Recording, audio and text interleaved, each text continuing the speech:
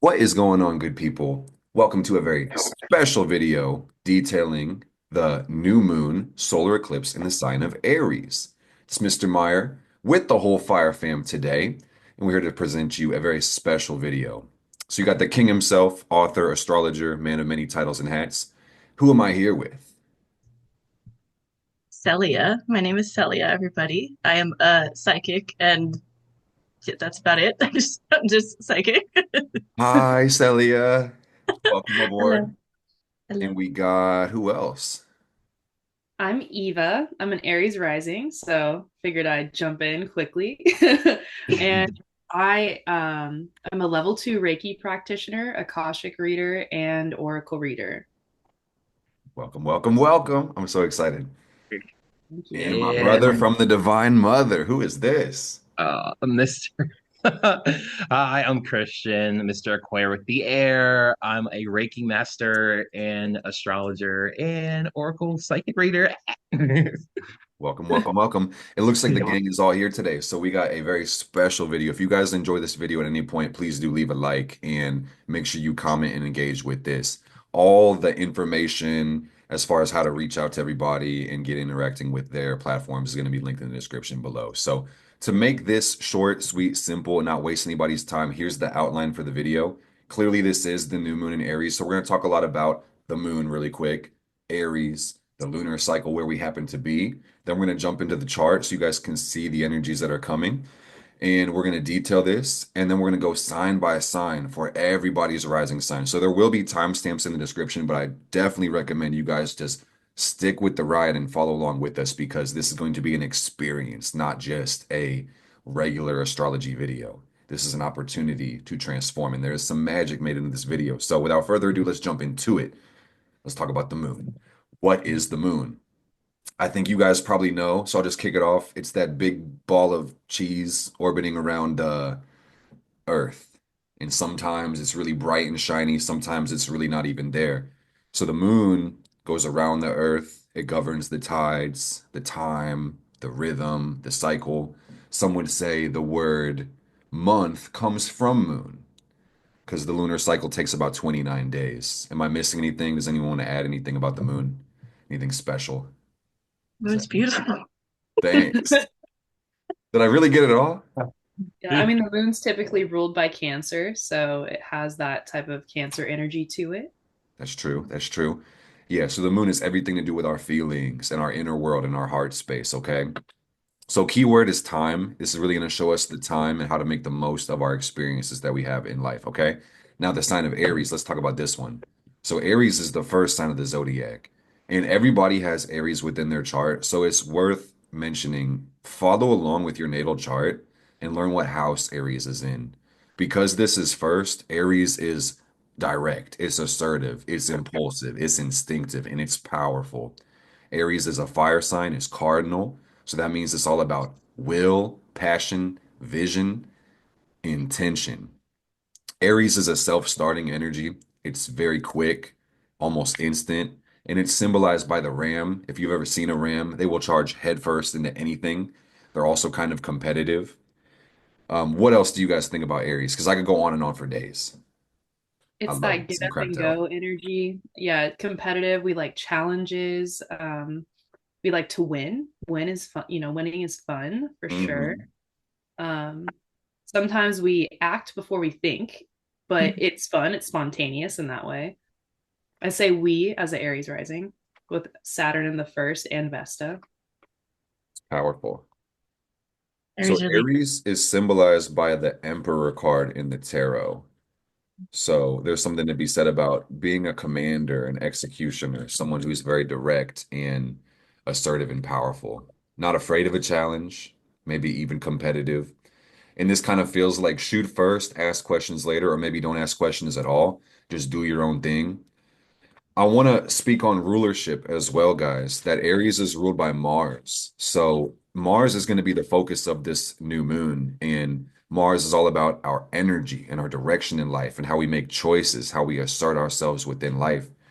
Aries is also the sign that the sun is exalted.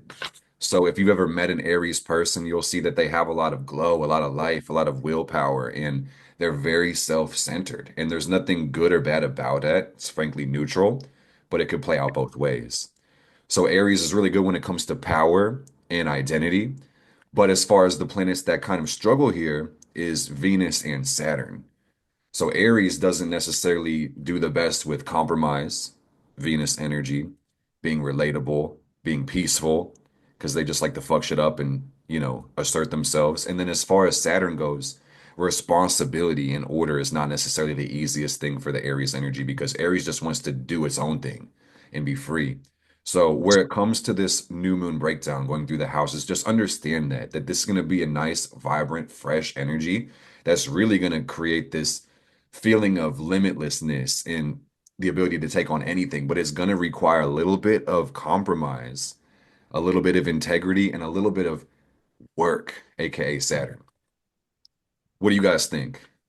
Anything else you want to add to that? To Aries? Got the Ram, Cardinal Fire, the planets. Does that make sense? Yeah, I also wanted to say Aries is almost like this childlike energy too. And it gets excited at the little things. It's a very, exciting energy. Gets very hype, essentially. I love that. Yeah, absolutely. Aries is fresh, it's new. It's like I just got here today. I'm just a baby. When, what do I know? It's my first day here, truly. So the lunar cycle, let's talk about this for a second, and then we can get into the sign breakdown. So, where we are is actually very interesting. While it is the later half of March, this could be considered to be the astrological new year or the spring equinox, the beginning of Aries. This is a whole turning of the wheel. It's either going to be spring or autumn, depending on where you are in the world. But this is the first new moon in this cycle. So, it's a whole new energy. Like we talked about a minute ago, the moon does have a cycle. And every 29 days, it's going to repeat itself, starting from new and ending back at new. So where this new moon hits, it's going to bring in a new energy, and this sets the seed for manifestation and change. So it's really important that you set your intentions. And if you guys get nothing from this video besides this, let it be this. Set a list of goals. One of the most profound acts of magic you can do is take a piece of paper and a pen and write something down. We kind of forget in the 21st century that literacy used to be a privilege for the select few, but the pen is mightier than the sword. So my challenge for you guys is to write down new moon goals. Like literally write those words down. New moon goals, March 29 until April 27, because that's our next new moon in Taurus. And I challenge you to write down 3 goals that you want to accomplish within that month. 3 to 5 goals. I really encourage no more than 5 because, as far as Aries goes, there's that desire to do everything in the world, and you may be so interested and impulsive, nothing gets done. So, by limiting yourself to 5 goals, you can really prioritize and focus on something that really matters. But just think about it this way, guys. When you have that month roll around and April 27 hits, imagine your life is better than worse. Because if you have a whole month and your life doesn't improve, that's a stupid month. Don't do that. Okay? Your goals are yours. I'm not going to tell you anything besides that. Make sure they come from the heart. It's a lifestyle by your design. So, what would make you the happiest? What would make you the most healthy and fulfilled and enjoying your life? That's really the question. So, anyway, guys, the new moon that's hitting, we're in between the last full moon and the next full moon. So basically, it's time to set your intentions, embrace this Aries energy, but keep in mind that the next full moon is going to be Libra. So we are going to be checked in about 2 weeks after this full moon or the new moon with the full moon in Libra saying, is it making sense? Is it balanced? Is it relatable? Are we able to connect this to others? Is your quest of power, acquisition, you know, ruining the harmony in the world or your own balance? Do you need to calibrate it a little bit? We'll put it on the Libra scales in about 2 weeks from now. So, with that being said, we're going to pull up the chart. We'll talk about the Sabian symbols and, maybe we'll open for some divination before we jump into the sign breakdown. So, Christian, do you want to share the Sabian symbol? Because this new moon is hitting at 9 degrees of Aries specifically. Absolutely. All right, guys. So the Sabian symbol for 9 degrees Aries which, by the way, 9 degrees is a Sagittarius degree in degree theory. So, So what do you take from that, brother? what I'm taking from that is there's going to be a bit of Sagittarius energy in this new exploration, a time to expand with this Mars, this planetary energy of Mars. I feel like this is a time to I'm really getting the sense that some of us, when it comes to taking action and creating new goals, some of us will be called to aim higher and not settle for less, is what I literally just heard. Yeah. Hmm. That's Yeah. powerful. And I'm sorry to jump in right quick, but before the Sabian symbol, I think this really goes hand in hand is pay attention to Mars because Mars is the ruler of this lunation. And we have Mars in the sign of Cancer. And this is traditionally a very difficult place for Mars to be. While Mars loves to be in Aries or Capricorn, it does struggle to be in Libra or Cancer because those are the opposite signs. So, in interest of expanding and reaching for higher things, you'll see in this lunation cycle that comfort is the silent killer to growth for a lot of people. So we have to be aware of that. While life should be emotionally fulfilling, you can't let your feelings get in the way of your victory and your pursuit of success, okay? So I just needed to speak on that, but yeah, take it away, King. All right. So the Sabian symbol is a teacher gives new symbolic forms to traditional images. This symbol implies that you have ideas or a message to spread, but you may be holding back because you think it has been done before. However, things done by you will have your personal stamp on them and they are best done your own way. Bring out something fresh and new, and it will also revitalize those around you. Looking at things in a different light, you'll revision old thought forms with new ones. Try to find new solutions to old ideas. You could revolutionize something. Be prepared to take a different stance or look at things from a new and fresh perspective. Don't stick to limitations, either your own or those others place on you. Reinterpretation, new dimensions of consciousness, breaking through old thought forms, quantum science, being ahead of one's time, finding new inspirations, old and new teachings, rejecting old ideas because they are old instead of reforming them or sticking with the tried and true and not changing with the times. So basically, in layman's terms, get with the fucking program when it comes to idea. Get with the program when it comes to your ideas. Seeing new ideas or reforming old ideas, existing ideas, and making it your own, that individuality, that Aries energy, and also with the Sagittarius, that 9 degrees, with that being a Sagittarius degree, um, teaching old thought forms from a newer or even a higher lens, a higher perspective. So yeah. I love it, King. Yeah, it's like new energy is the new moon. Aries is also a very new energy. So I think a new perspective could be great no matter what sign you're coming from to really improve our lives. So with that being said, we're going to jump into the sign breakdown. Before we get into that, I want to detail a little bit of this chart, and we're going to really go sign by sign, house by house, and split this up. But keep in mind, with this being the Aries new moon, everybody's going to feel the Aries energy. So this is new life, new beginning. And when it comes to Aries, the real message of this cycle for everybody is to be yourself. Be yourself, as opposed to what? Being somebody else or holding yourself back and giving a watered down, more weak and cowardice version of yourself.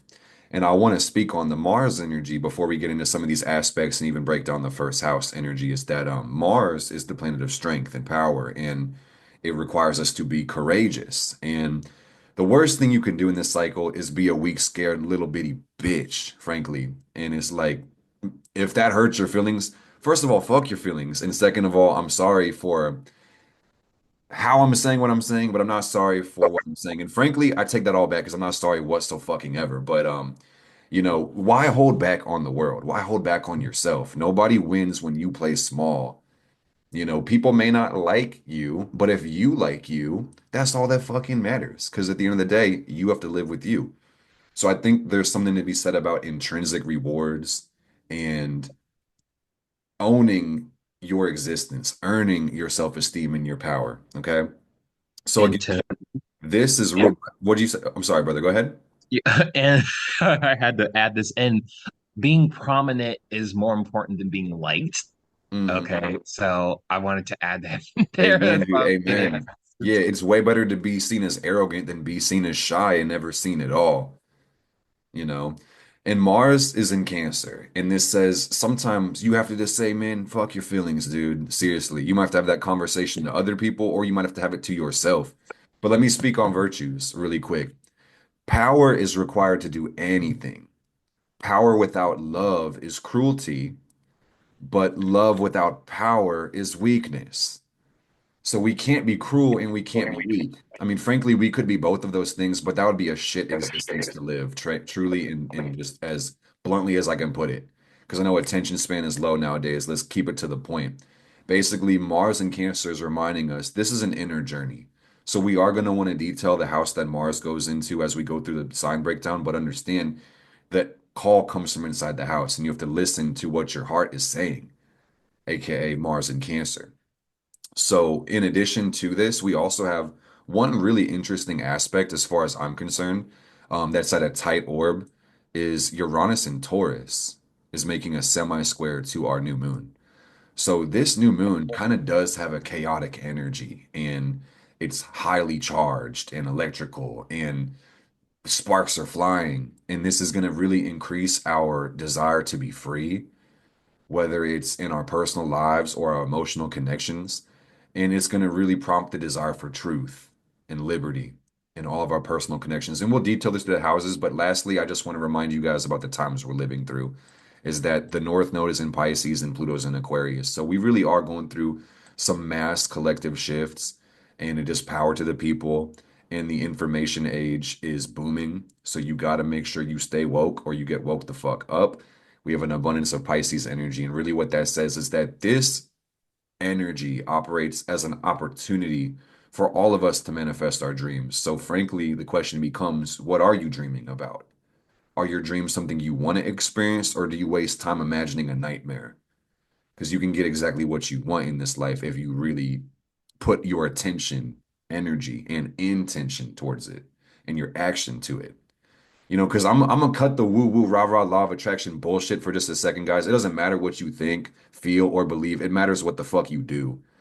A lack of results is proof of confusion. So set the goals and take action and get the fuck after them. And we'll detail this. But anybody have anything else to say before I jump into Aries? He said, hell no. Cooked. uh What, actually bro? Yeah. actually Actually, so sorry.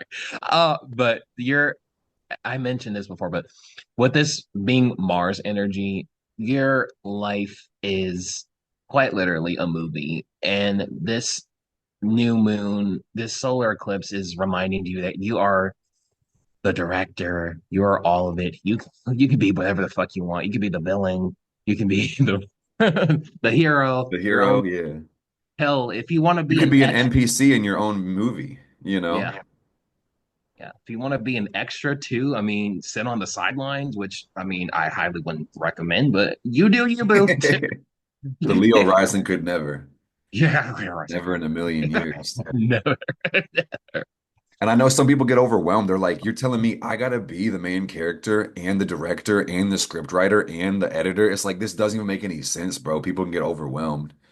And just don't let perfect be the enemy of good this time, guys, because I will just say, kind of back to the rulership, this is Sun and Mars energy, Aries. So it's all about being yourself and asserting your right to exist. What's challenging is the Venus and the Saturn. So I could see the difficulties in this cycle revolve around being way too motherfucking hard on yourself and taking the whole weight of the world on your shoulders and soul and not feeling supported. So it's going to be super important that we give ourselves the recognition that we need, that we support ourselves and we clap for ourselves, even when our best effort doesn't really impress us. Because a lot of times it won't, especially if you're doing something new. And I don't know if anyone can relate to this, but I find that I often expect myself to be perfect immediately on things I'm just starting out on. And that doesn't make any sense, but I still expect it. And a lot of people like myself, it's like, I don't want to do anything I'm not good at. So that kind of creates this self-defeating cycle where it's like, I'm new, so I'm not good at it, but I want myself to be amazing. My expectations are too high. I fail immediately. I feel like I suck at it. I don't want to do it. So it's like you have to be consistent and persistent. And if you have a big goal, it's going to take a big amount of effort, maybe even a big amount of time. But like we talked about with that Sabian symbol in the Uranus energy, is if we change our perspective, if we look at things a different way, if we're able to get help and support from other people, we can maybe expedite our path to success. Okay. So with that And, being said, what, go ahead, brother. and Aries is raw. It's not, it's rough around the edges. So letting go of perfectionism and quality comes with quantity, especially with the planetary ruler being Mars. So Yes, brother. Yes. I love that. That's so well put because exactly right. Quantity comes and quality comes with quantity. quality comes with quantity. A lot of us don't want to do anything unless we're doing it well, but it's hard to get substantial quality without substantial quantity. It's like, for example, somebody may want to be a content creator. Your first video is going to suck. Just admit it, just accept it, and then just make another one, and then another one, and another one. And sucking is the first step to getting kind of good at something. So embrace the suck. Don't be afraid to fail. Failure is part of the journey. Frankly, you'll learn more from failure than you ever will from success. So the key is to fail faster and fail better. All right. And remember to learn from your failures because if you assume you already have everything figured out, we're going nowhere very quickly. Anyway, let's jump into it. Let's get right into it, guys. The Aries new moon in the chart is on the screen. So this for the Aries, and keep in mind once again, guys, this is the sign that the moon is in. So everybody will relate to this a little bit, but the Aries rising people 10 times more. So frankly, guys, this is a whole new life for the Aries people. And this says, give yourself permission to reinvent yourself and rip yourself out the plastic and start acting brand fucking new. All right. It's a new identity. You may even take on a new name. This is a new body. Everything in your personal life is going to go through changes at this point. So make it make sense. Assert your right to exist. Have some more confidence. Have some more swagger. Be selfish for a little, frankly. Put the spotlight on you. And I want to also kind of kick the idea of your second birthday. This is something people like to talk about in astrology. When the sun hits your ascendant, it's kind of like the spotlight goes on you. So that's something for the Aries people is it's time to really make yourself the focus. Pretend like the whole universe revolved around you. And you'll get that reality check in about 2 weeks with the full moon in Libra, having to remember other people and compromise a little bit. But for now, you have to remember it's your life, fam. So do what makes you happy. And this is really relevant with Mars in the fourth house of Cancer. At the end of the day, man, the day got to end. But that's not what I meant. It was just a funny saying. At the end of the day, life is an emotional experience. Mars in the fourth house. So Aries people, if you're not happy at least half the fucking time, man, something is definitely wrong with your life. Okay? I'm not promising life is always going to be sunshine and rainbows and no rain, all sun, because then all the fucking trees would die and then you would die. You need contrast, you need rain, you need some pain, some hard times, man. But at the end of the day, success is not fulfillment. Success without fulfillment is failure. So at the end of the day, you have to listen to the heart and listen to what you want to do with your life and your time. And I really like this chart, Aries, because the North Node is in your 12th, and that's just really asking you to manifest your wildest dreams. And sometimes the thing you need to do or even want to do the most may be the thing that scares you. So I really just want to encourage these Aries people that this may be like a leap of faith over this next month. Frankly, for some, this may be more ephemeral, hard to grasp. You may not have a very clear picture, is what I'm saying, with the Mars and the North Node being in the water houses. So there's a big potential for the Aries people that this might be a soul searching month.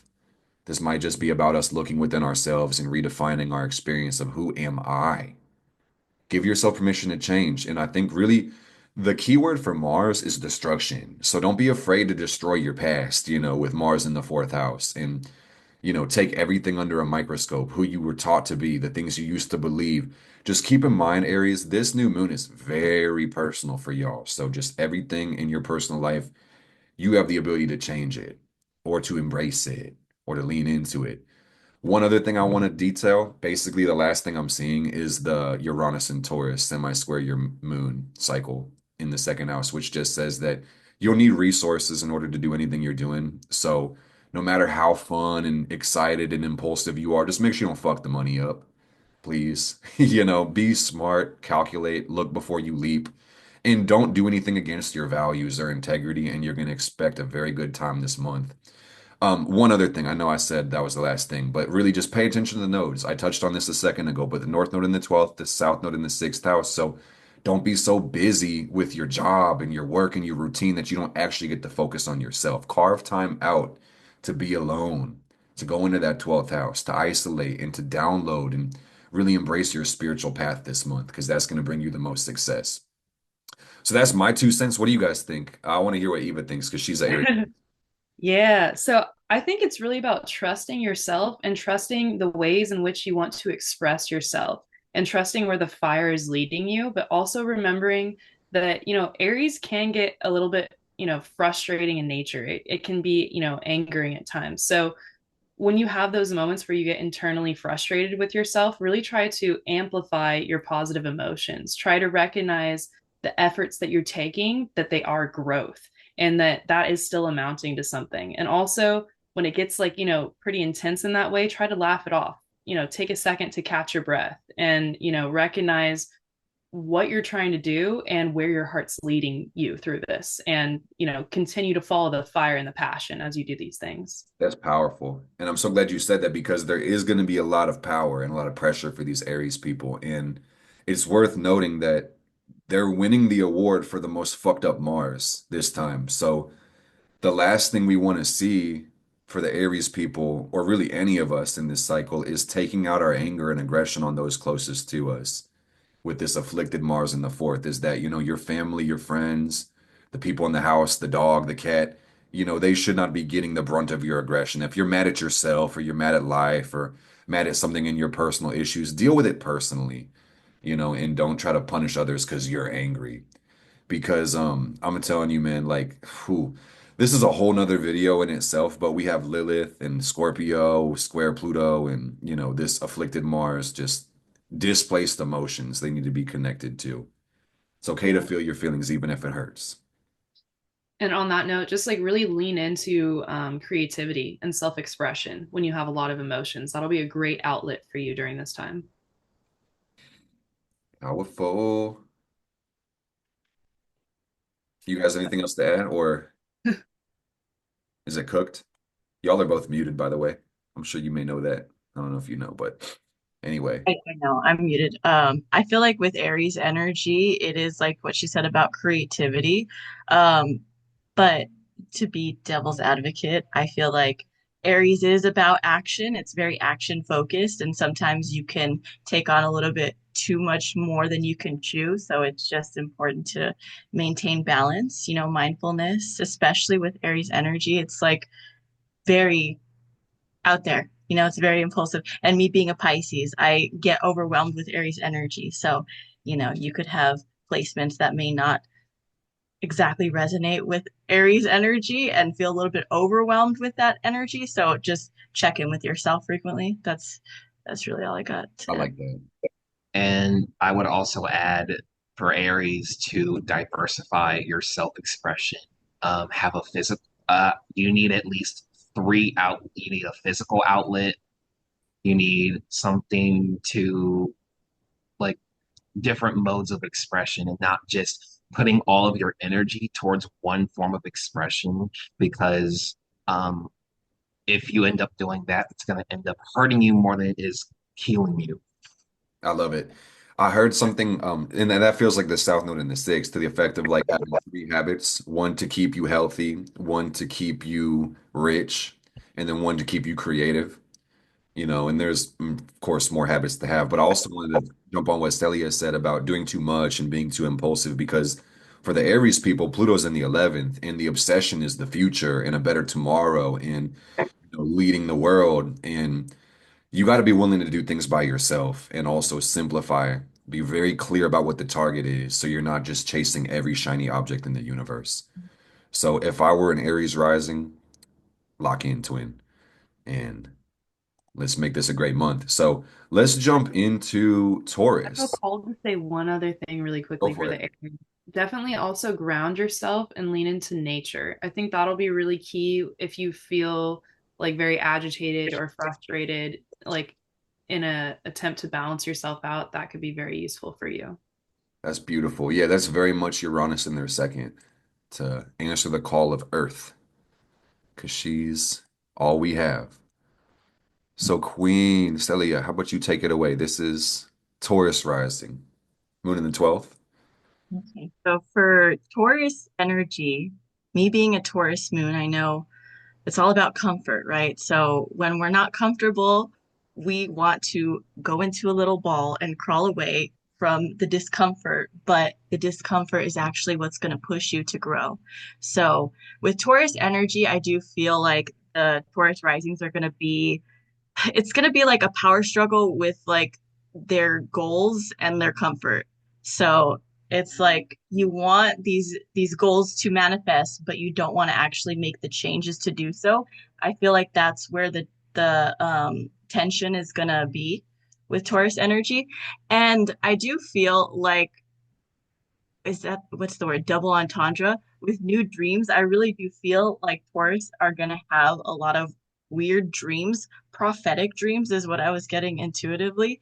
And your dreams are connected to your subconscious mind, right? So you can get a lot of information, a lot of downloads. I don't want to sound all spiritual woo-woo, but I already do. You can get a lot of downloads by your dreams. And with Taurus energy, I do feel like Taurus has a lot of flow within them because they are very grounded already naturally. But it's just like you got to get out of your own way. That's basically what I feel with that energy is like you're your own worst enemy if you allow it. You're like you put the block in front of your goals. There's nobody else to blame but you. Exactly right. It's beautiful.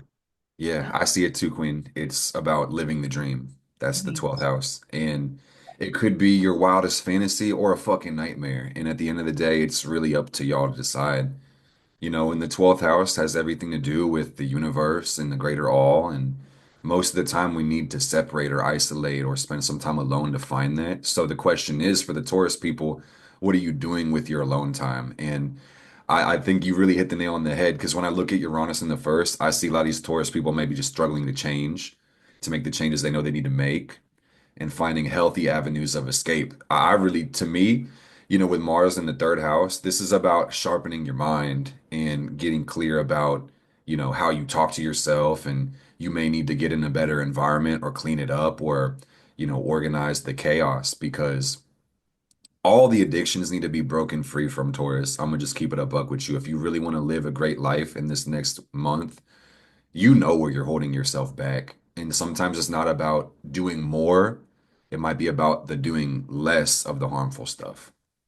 Yeah. I also wanted to say, with Taurus energy, like you're comfortable until you're uncomfortable. So there comes a point in time where your soul wants to grow, and even the things that you used to do to be comfortable are no longer comfortable. And a lot of Taurus risings could be feeling that or will start to feel that. And you'll be like, what the heck? I thought that this was my comfort. And it's because your soul is basically pushing you to grow, just like a little slight nudge out there. But yeah, Right. Yeah, no matter what pattern you're in, your spirit is gonna change it over time. true. Because we don't learn things from repetition and not changing. So I think that's very powerful, Taurus. I think y'all should manifest your dreams and be obsessed with your goals, Pluto in the 10th. Anybody else want anything to say about this one? Because I feel like it's pretty simple. It's pretty sweet. Live good, live free. Ooh-wee. So let's see. We have Gemini Rising. Let me line this up right on the dot. Mr. Aquarius with the air. Uh-huh. This is the 11th house, is that right? Yes, 11th house. Cool. And this this house is social circles. Let me look at my notes here. You got friends, you've Got got friends, groups, wishes, the wishes, future. the future.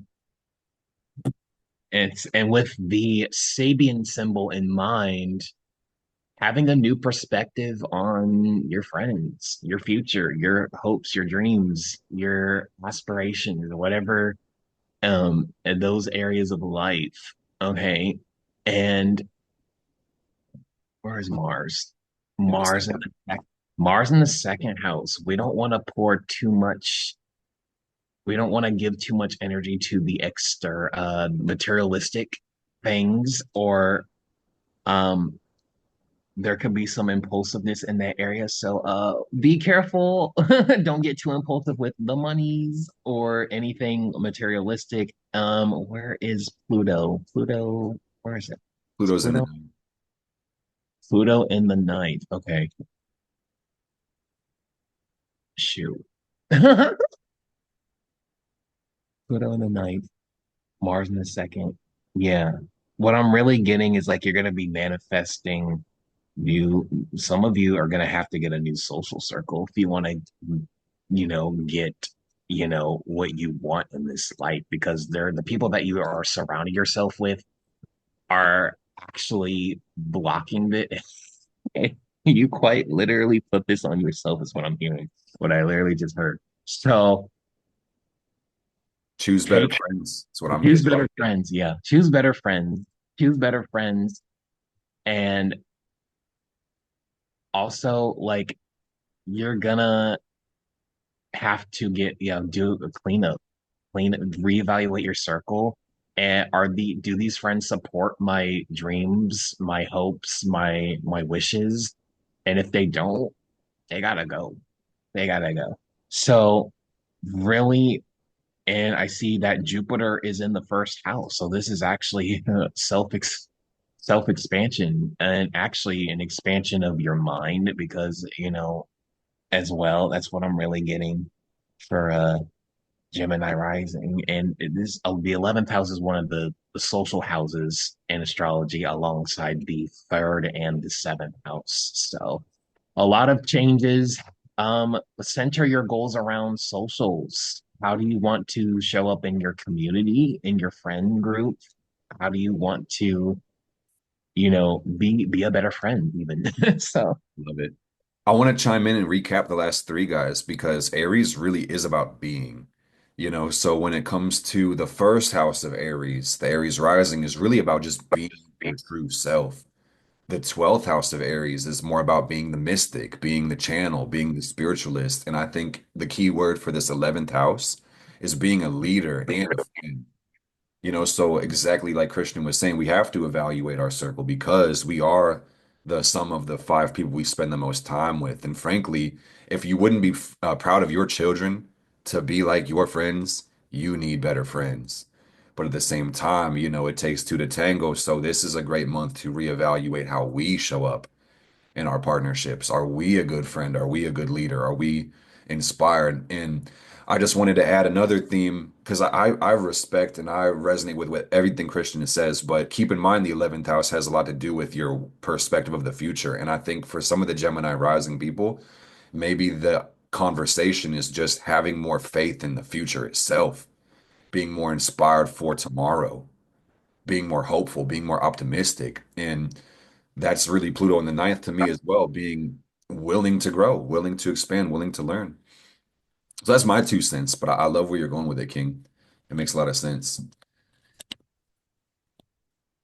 I can give you 3 cents right quick. Mars in the second too. Like don't be fucking up the money as well. Don't be impulsive, but do understand the orientation is security right now. So while there's all this energy pulling towards the 11th and the ninth and Jupiter in the first, I think this kind of goes with what Celia was saying last time is that, this Aries tendency to do too much can be really high for the Gemini people too, and it's great to have a wish for a better tomorrow, but how are we going to fund our dreams? What resources do we have that's we're going to push it forward? I think is another theme for the second house. But I see exciting times for these people. Any other thoughts for Gemini? Yeah, I would also add with that Jupiter in the first house to be careful of overindulging on yourself, overindulgence of self, because our excess of self, because Jupiter tends to highlight excess as well as much as it expands. So, even though this is in an air sign, I'm kind of getting like cups energy, water energy. Don't be so frugal with your cup that you're not willing to share your knowledge with other people. So that's something that I was getting as well for the Gemini risings. It's very powerful because Jupiter does not really care about limits, and it's highlighting the first house. So this is a very selfish energy, which in itself is neutral. But when I look at Uranus in the 12th house, connecting to this moon, it says that really this energy is meant to be used for the collective. It's meant to drive everybody forward. So think about how we can be a better leader. Leaders set the pace, and leaders will eat last. But everybody can eat. So that's definitely something to think about for the Gemini rise. And I think they're cooked. So we're going to move to Cancer. Let's go to the moon in the 10th house. Take it away, Eva. All right, welcome, Cancer Risings. So let's talk about Cancer and that zodiac sign really quickly before we get into the house and Mars. So, Cancer, for those of you that don't know, it's really intuitive. They really love their home life. It's a cardinal sign. It's, ruled by the moon. It's very emotion filled, very empathic, very intuitive, and also protective and loyal. And then with the Aries new moon being in the 10th house. The 10th house is career, it's long term goals, it's structure, status, reputation, public image, sometimes what you're an expert in, and fame as well. So, with this all going on, right? And then in addition to that, you have Mars in the first, and Mars is, really, it's been showing you because Mars has been in Cancer for a while. It's been showing you to be action oriented, be independent, and assert yourself. And so with this Aries new moon, Aries is also fire. It's calling you to assert yourself. It's ruled by Mars as well. And so, in your house of work, you're meant to be seen. And that's something that I feel very called to tell you guys that, if you're questioning if you should do something, take the action, take the inspired action from Aries and use this to push forward in, your 10th house of work and your long-term goals. And, Get also, that promotion. Start yeah, that business. Take the exactly. thing. And then with, Cancer is also, people say the moon rules emotions and it can also kind of be your heart chakra, right? So use what, you're passionate about, like what you care about. Use your emotions to help you get to these goals, right? You know what you care about. You know what where your feelings lie and stuff like that in terms of your work and your goals. So use that as this connecting factor that, powers this Mars action to get you to your goals in this house. And Mhm. Can I also it's add the on to that global. right quick? Can you hold the thought Yeah, and jump in? please. Okay, Yeah. cool. Because I love it. That's powerful. So I just want to say that the thing is Uranus is connected to the moon in the 11th house. The moon in the 10th, Uranus semi-square in the 11th. For this to happen, in order for the Cancer rising people to create advancement in their career, 10th house, with their passions, their Mars in the first, they're going to need to rely on their social network, which is the 11th house, and social media. Because you may have a friend, for instance, that, has an opportunity or is at a better job than you are that can maybe get you an interview, for example. Or maybe you don't know anybody in the world that knows how to sell, like decorative pencil toppers. Let's say that's your passion or whatever. But someone on the internet does, 11th house. So if you were to take your social circle into account, I'm almost certain that's going to lead you towards those 10th house goals. That's just my 2 cents I needed to throw in there for the Cancer people. Yeah, no, that's definitely great. Just, remember to use this fire to rip through whatever you're trying to rip through to barrel towards your goals. And don't forget to show gratitude, but also remember to hold the image of what you're trying to sow, what you're trying to create. So that way you can reap this in the long term. Since this is a new moon, this is new moon energy. Yeah, That's that's what very I have for powerful. you guys. Hey, I love it. And I'm gonna yap for like maybe 30 seconds about Pluto in the eighth house. So when Pluto went into Aquarius, all eyes on Cancer rising because Pluto's in their eighth house, which is really where Pluto loves to be. So if you're a Cancer rising, just understand that times may be kind of interesting now, and you have to give yourself permission to change. Allow yourself to evolve because the current version of you may not be the one that's going to succeed. So where Pluto comes in, the word is power. So you have to identify what power means to you and choose to be powerful. For instance, powerful people should have powerful bodies. They should be able, they should be strong, they should be financially free, among so many other things. They should be wise and loving. So identify your power, associate with it, identify the weaknesses, and work on mitigating against your greatest weaknesses or getting some consistency there, okay, Cancer?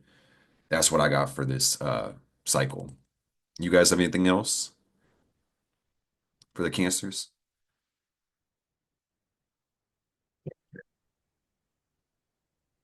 And I had it, but I lost it. I had it, but I lost it. If it comes out, you just blurt it out, brother. But your I network is your I net did worth. have something to say. Sorry. Go for I it. got Yeah. It's a group um discussion. because I feel like Cancerian energy is like they have deep feelings, right? We all know that. But I feel like where a lot of cancers get tripped up is they feel like they have too much emotion and so they retreat from expressing it at all. And so Mm, what the fire energy is going to do, like piggybacking off of what both of you said, what the fire energy is going to do is going to like push those emotions out of you in a deeper sense, and feel safe enough to express it because you said Aries is about the self, right? So yeah. it's all about like you expressing yourself authentically, even if it feels like an overwhelming amount of emotions. It's who you are at your core. That's it. That's all I wanted I to say. love it. I'm so glad you said that. I needed to hear that because if you're a Cancer rising watching this, you just need to understand this cycle is again about you being yourself and you letting the world see that. And frankly, the challenge is the courage or the strength to do that. So if you're a Cancer rising, I really want you to put your hand on your heart and literally just say out loud, fuck the world. Fuck the world. Fuck how anybody feels about you being yourself, man. Seriously. And that's really the theme with this cycle, especially with Uranus in your 11th, is that in order for you to be your true self thoroughly, authentically, you're gonna ruffle some feathers. That's gonna happen. Accept it now, make peace with that now, and say, fuck the world. I'm gonna be myself. And nobody's gonna hold me back, not even me. That's the energy for the Cancer rising people. That's the mood. So more love to you, more power to you, Cancer Rising. And for real, I just like, I love that we got four powerful psychics here giving this reading because it helps us kind of see different dimensions of it. But I'm just going to speak on a lot of the Cancer Rising people are really like fighting for their right to exist, and to be their true selves. And, this moon, even though it's not in your first house, Cancer, its ruler is in your first. This one's very personal. So in interest of you attacking your goals, 10th house energy, choosing a new business or career, you have to maybe fight or rebel against the people that know you personally as somebody from your past and say, that person does exist, but look at me now. This is who I'm choosing to be today. And don't let anybody diminish that or make you feel like shit about it. Let them hate, let them think what they want, let them say what they're going to say. Just make sure you have enough approval coming from within. And I really just want to say to the Cancer Risings, lastly, before I move on to the next sign, that you don't get to reap the fruit in the same season you plant the seed. So a lot of times people clap the loudest for those that don't need it because we love to see success. And on that big journey, man, there may be, weeks to months to years of you just clapping for yourself, and you have to be willing to do that. But they might not see it now because it's your vision, but when it materializes, oh, they'll be impressed when you bet on yourself. So just go hard, Cancer. And with Jupiter in the 12th, your expansion some of your expansion comes through solitude. Okay. And what I would also add before we move on is that like with Jupiter in the 12th, those blessings and the hidden, you know, keeping your it's best to some of that wisdom, because Jupiter is also that too, is gonna come from solitude and also being able to share it with the collective. I love it, brother. That's beautiful. You're gonna need to know who your spirit guides are, Cancer, and make sure you trust that divine inspiration that's coming through your life because it is working out for all of our best and highest good. Because, like, we can and we have argued for thousands of years about what is the universe and what should we call it and how does it work. But regardless of all that bullshit, almost everybody can see there is intelligence that operates through everybody's lives. So if we can tap into that, if you can listen to that voice in context of your goals, you're going to receive a lot of clarity, Cancer. And I really feel like, those quiet rooms and those meditations, they're going to be very powerful. I'm so glad you brought up Jupiter, Christian, because that's really where the blessings and the help and the assistance comes from the Cancer people is just sitting still and shutting the fuck up. If you can really just be in your own energy, man, you're going to find a clear, unobstructed path to your goal. It might not be like a magic wand waving it and clearing it in a day, but you'll have the path laid out if you really just listen to your inner voice, Cancer. So thank you for saying that, brother. So this one's actually for you, King, but I'm gonna kick it off because I'm Mr. Meyer with the fire. So Leo rising, love this for us. So this is the new moon in the ninth house. That's really beautiful. So really, what you need to be in this cycle is a student. With the Cancer rising, I'm gonna recap this, guys. The 10th house Cancer rising needs to be a boss. You need to be a boss, whether that's literally an entrepreneur or just managing your whole fucking life. That's the Cancer's energy. I'm gonna repeat the wheel because I like how this is working.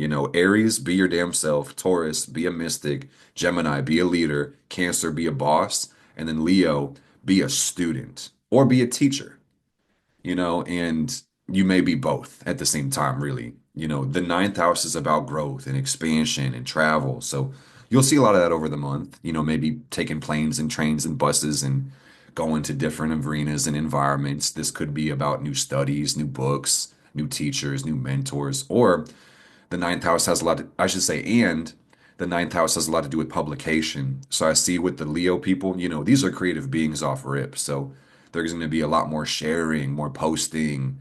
You might be writing books, curriculums, courses, going to college. There's a lot to say with this one. And frankly, with the moon, I should say, the Mars in Cancer in the 12th, these people are fighting demons right now. And that's totally okay. The intention is to be clear with your imagination and connect to the universal forces. And I think that there is somewhat of a challenge with the discrepancy between expectations and reality, with the ninth house being where we want to go, the 12th house being our dreams, and then, Mars trying to make things more direct and clear. This one to me strikes growth, the ninth house being expansion. So in order to do that, we got to make sure that our escape, our 12th house, is healthy, direct, that we aren't indulging in bad habits or addictions or, escapist fantasies, illusions, being delusional or for lack of a better term, stupid, basically, and doing less than our known potential. Because here's the thing, man, the 12th house has a lot to do with giving and sacrifice and surrender. And if you do too much there, you can become a martyr of your own life. And that doesn't necessarily set the best example for other people. So again, if you want to contextualize this as a teacher, what are you teaching other people? You know? And that's something definitely to think about over the course of this month. But at the same time, with this being, fire and Aries, I really see this potentially could be for the Leo people a month of soul searching as well. Trying to figure out who am I? And you maybe need to go to different places and perspectives and see different cultures. And that perspective might help you really answer that question, who the fuck am I? And speaking of Uranus in the 10th, making the semi-square, I feel like, there's something to be said about breaking free from your role in society. either taking it to a different level, being more effective with your actual results. What do you actually want to do in the world? And try not to define yourself as your job. You're more than a teacher or an astrologer or a musician or X, Y, and Z. All right. But the blessings come from Jupiter in the 11th. The more you can interact with the world, the better. The more you can bring yourself out, the better. The more people, the better. The more, the merrier. That's really what I'm seeing. So I want to really, I feel like I'm basically full circle, but the last thing I want to speak on is like Pluto in the eighth house in the nodes, basically, is like Pluto's in the seventh. So this is all about personal transformation and, power couples being around the right people. But that eighth house is so lit, man. So, Leo is the strength card. And if you're a Leo rising, this chapter of your life is really about getting stronger. It's about pursuing power more than anything. You know, in order to use this love and this mercy and this giving nature in your 12th, you have to be as powerful as possible. So those are my 2 cents. What are you guys thinking?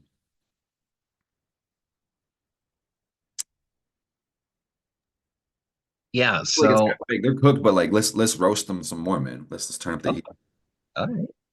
So well, I'm a Leo rising myself, so this was pretty spot on, obviously. But to add my perspective as a Leo rising and as being the martyr representative,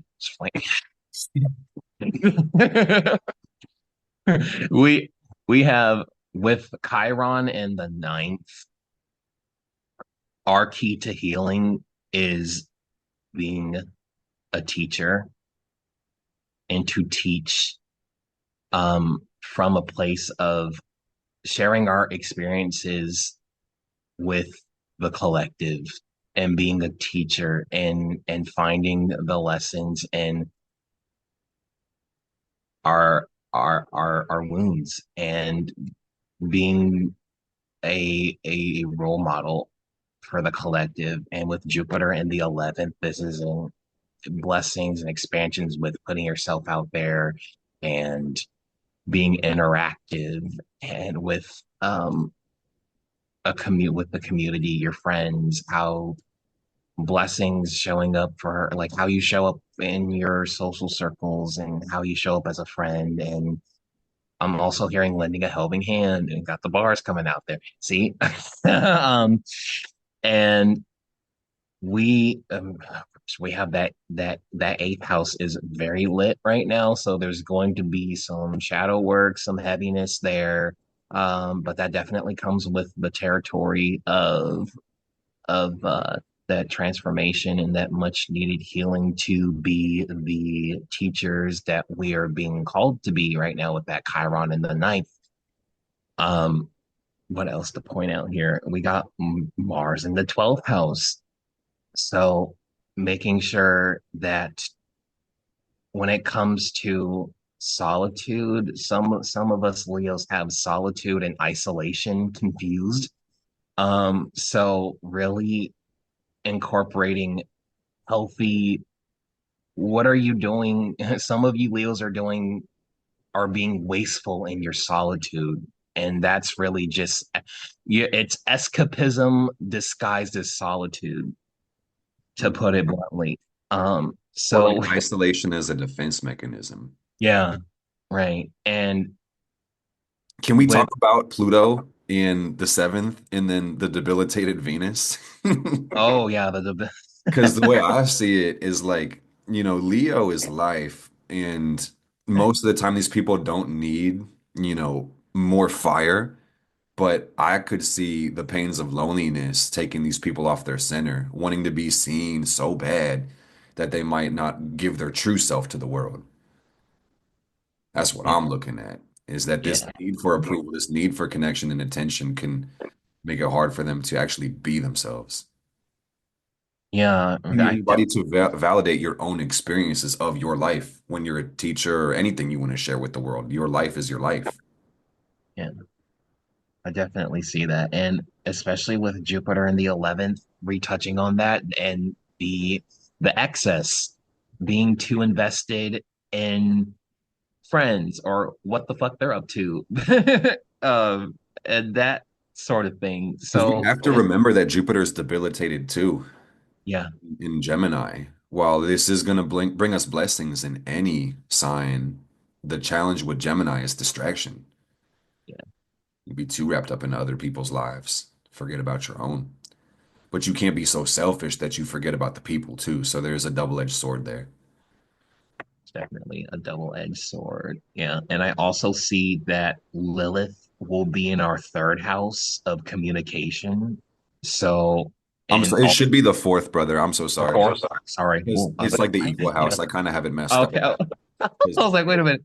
well, Yeah, fourth it's house, I so in the should say third. rather. It looked like It's the gonna third. be I was like, yeah, it is in the third, but that's my bad. oh, you're all good. Uh, but yeah, Lilith in the fourth. So that's the home life, the home within, and the dark feminine. We are not skipping the shadow.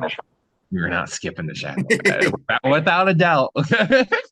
Oh yeah, speaking of South Node in the second house, which life is beyond y'all. It's like um and North Node in the eighth, so really working on power and transformation and shadow work for the next, year and a half that the nodes are going to be in Pisces Virgo. So yeah, I feel like it's it's about clearing all the debts too. yeah. Mhm. Freedom is a really big ninth house word for me as well. So I really think the Leo people, this is about giving yourself freedom to be who you are and to live the way you want. What do you ladies think about Leo? Anything else you want to say?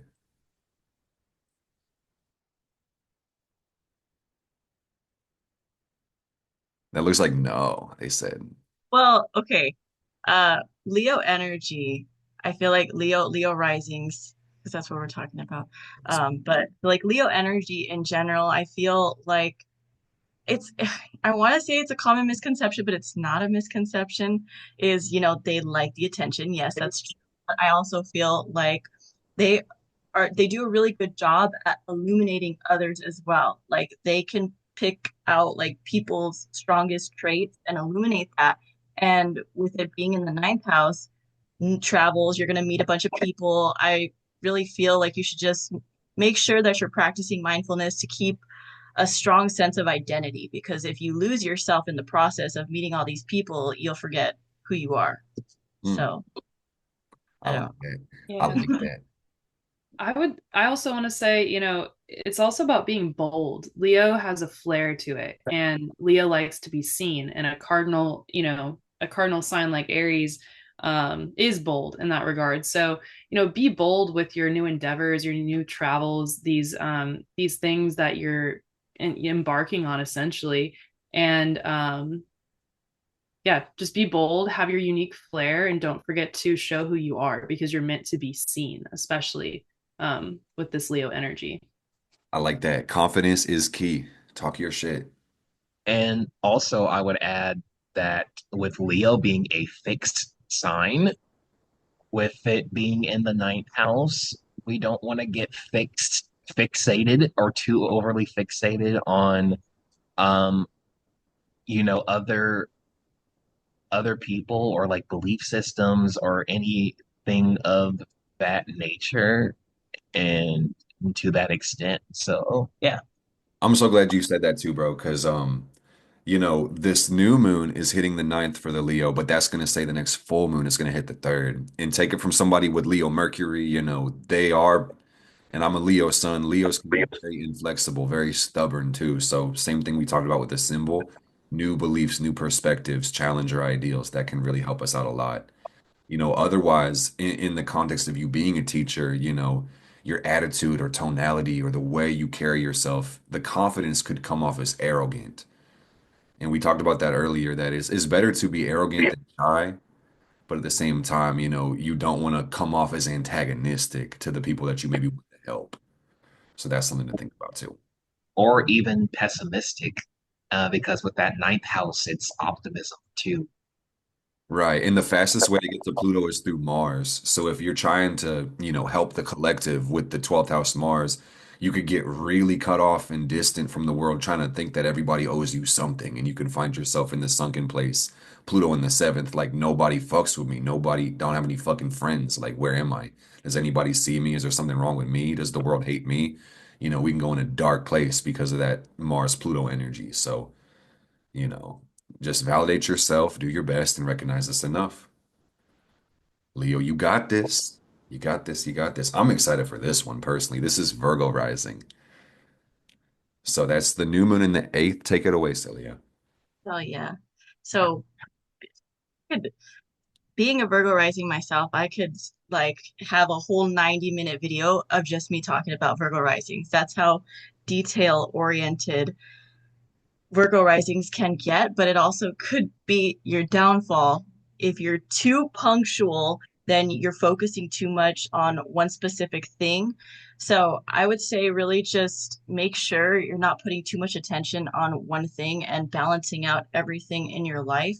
And also with it being in the eighth house, um, I wrote in my notes as a Virgo rising would, You got it. forming deeper bond with self, merging the old self with the new self, but not all parts of your old self. And also, when I say new self, it's really just about, finding you. I don't want that to be like a challenge of like, I'm not me. My new self is over there. You are you now. It's just integrating the parts of your past that you actually liked because a lot of times what we can do, and I feel like everybody can relate to this, is, we completely disregard past versions of ourselves because of one experience that happened in that past, in our past.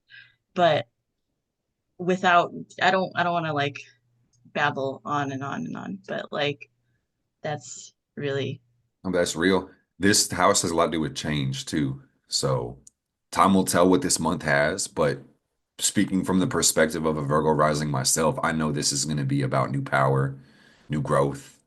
I mean, if you are a Virgo rising, you're a growth person in general, but this says you have to step it up. You got to be focused on what's actually going to drive you forward, but don't get too, obsessed with certain things because then you can be kind of tunnel visioned or blind. This is about being a god or a goddess. It's about being rich and powerful. So that's the energy. This could be new bonds, new connections with other people plus yourself, like Celia was saying. So I think that's very beautiful. The Mars is in the 11th house, so it's great to focus on network, the internet, connection to other people.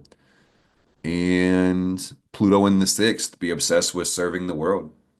but don't let it become perfectionism. I feel like that's something that Virgo risings need to hear frequently Oh yeah, because 100%. perfectionism is Yeah, and these ones are not skipping the shadow work either, truly. Like the four of us, we do walk a more mystic path, so we may be more comfortable with this than others, but I just want to say the shadow work is brutal. Speaking of those other versions of yourself, the traumatic experiences, the pain, the crises we've endured, the things that we've done that embarrass us, the times when we've made mistakes or fell short, these can be debilitating, so humiliating we almost never want to get into it again. And that creates a split within the psyche. And the psyche is a really important thing to understand. How your mind operates. You have many different compartments of the psyche, like your imagination and your willpower and your reasoning, and they can all cooperate or they could be in odds with each other. So I think about the eighth house is, it's deep as the soul, truly. So I've said this for a couple of signs, but I'm certain the Virgo rising people will do some soul searching this month as well. And frankly, with the eighth house being so deep, we may have more answers, or I'm sorry, more questions than answers this month, but there's nothing wrong with that. That means learning and growing. Do you have anything, Eva? I think I see you. Yeah, I Yeah, see you I have do. I do have something to say to you guys, to you and all the other Virgo risings out there. hell yeah. You're really being called to surrender to the divine in this sense, but like surrender to this Aries power, this Aries fire, this Aries flow. And, flow along with this inspired action. I know Virgo likes to have a very structured routine, but let the Aries flow come into the routine. Feel it, get inspired by it.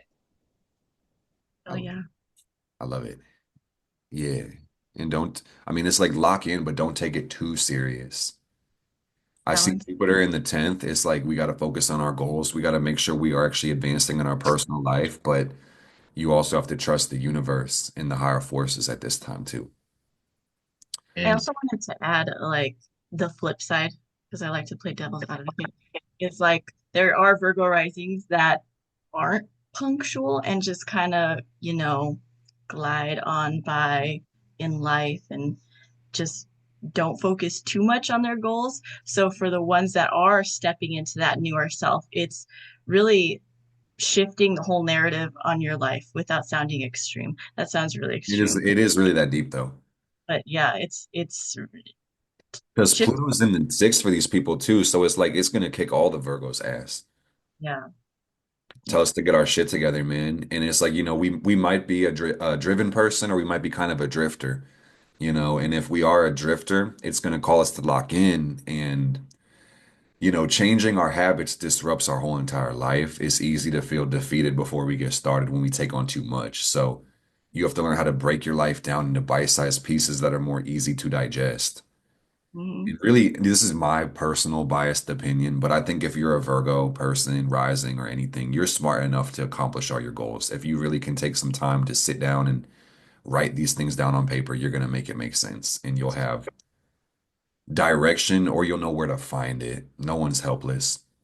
And I want to speak on Uranus because I've been touching this on some of the signs that the the energy is really condensed in the ninth house where Uranus is transiting. So you have to question, do you have the right mentors? Do you have the right teachers?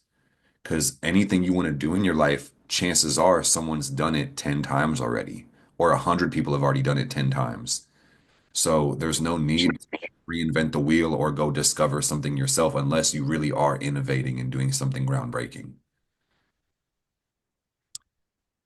So that's my 2 cents. I feel like they're cooked. And another thing about Virgo in the eighth house is magic is an eighth house thing too. So embracing the occult, working with energies, stepping into your power. Taboos are an eighth house subject as well.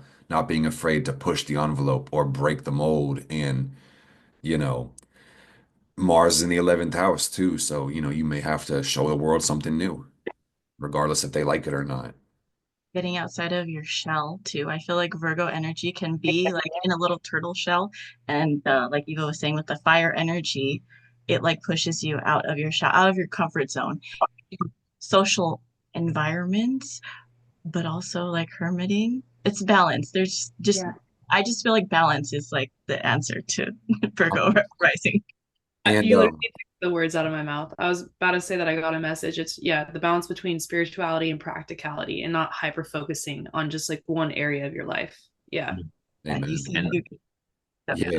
And that next full moon in Libra is going to hit the second house too. So, I see the Virgo rising people kind of putting the foot on the gas this month, but we'll probably have to pump the brakes in a couple weeks too.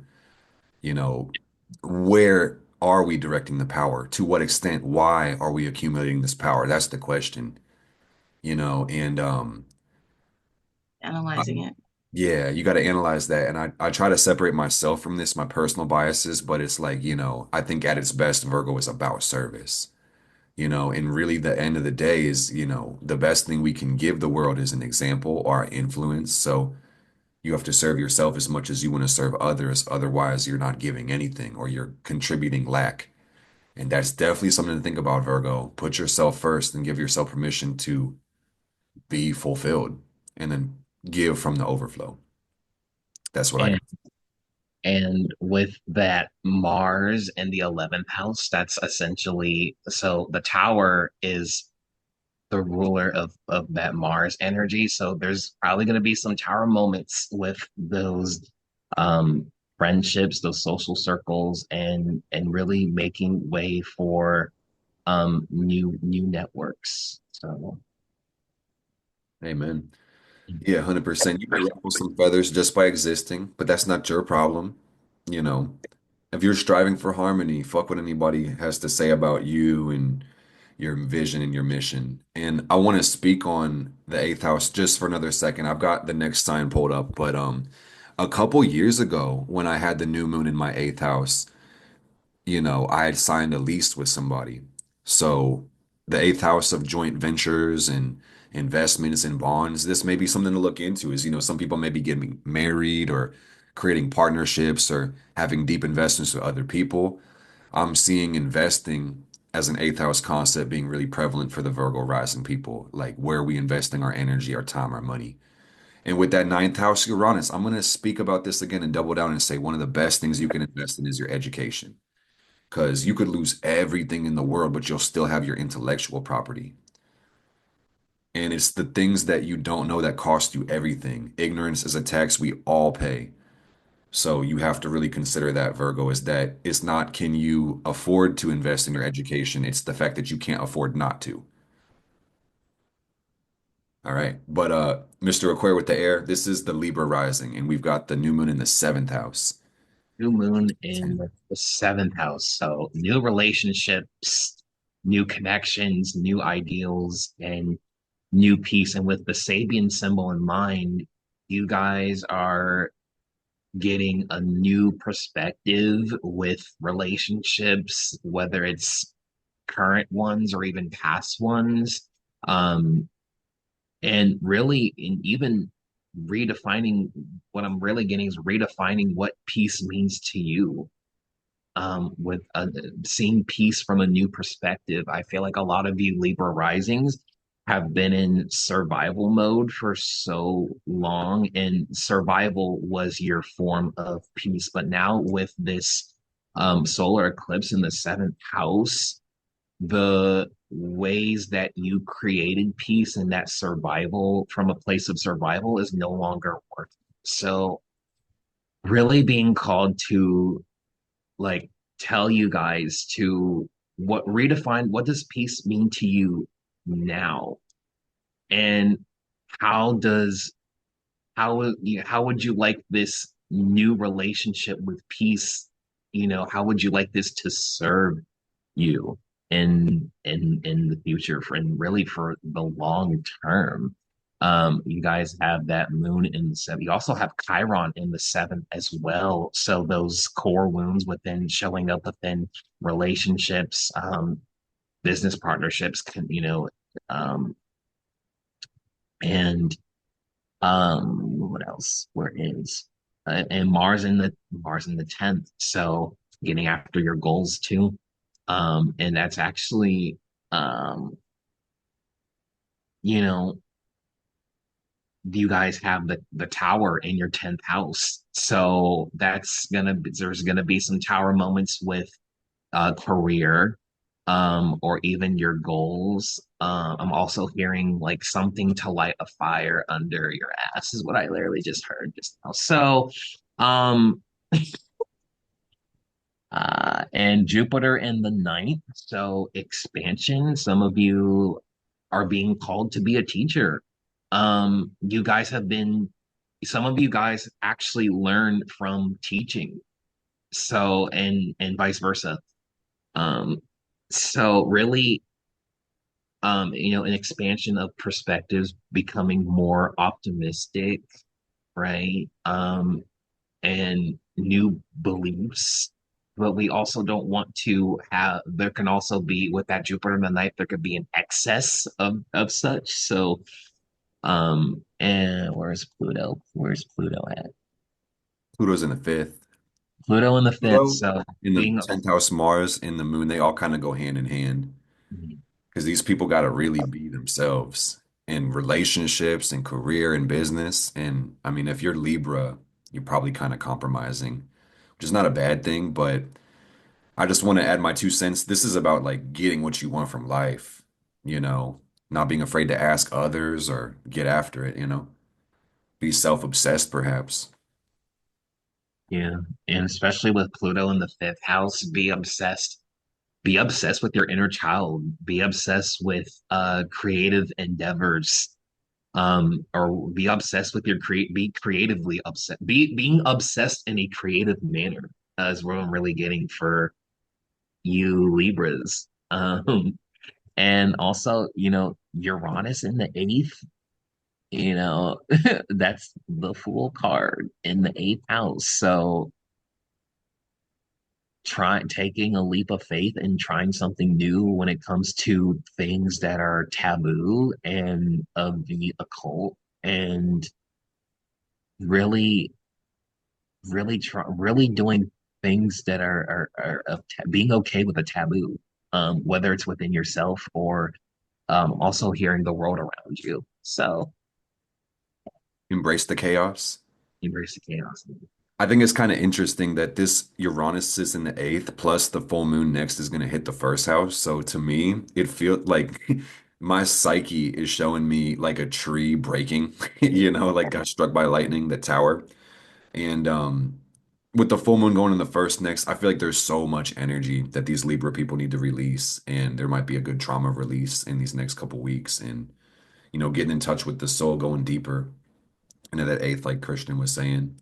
The sixth house is lit up too, so I think physical health, habits, schedule, routine, it's going to be really key for these Libra rising people, not to self-sabotage with the South Node and the 12th. Be a lover with the new moon in the seventh house. Be yourself, but be loving, be free, but don't be afraid to assert yourself or be a fighter too, Libra. Because Aries doesn't give a fuck, and that's the spirit of this moon. Stop giving a fuck about what other people think. Easier said than done for the Libra people, but you know, time to reevaluate your relationships. Probably new people coming in. And sometimes being a fighter is a form of love. Expanding what you Powerful. know, yeah, what expanding what love have something to fight for, and that it having something to fight for is a form of love. So really redefining what is love to you, Libra. hmm That's very powerful, man. Because with the seventh house of relationships, this has just as much to do with other people as it does with ourselves, the relationship we have with ourselves. And love can be demonstrated through action by getting after it, like Aries does. So I like that. The Libra rising people, very peaceful time. Things are going to make a lot more sense for you guys coming soon.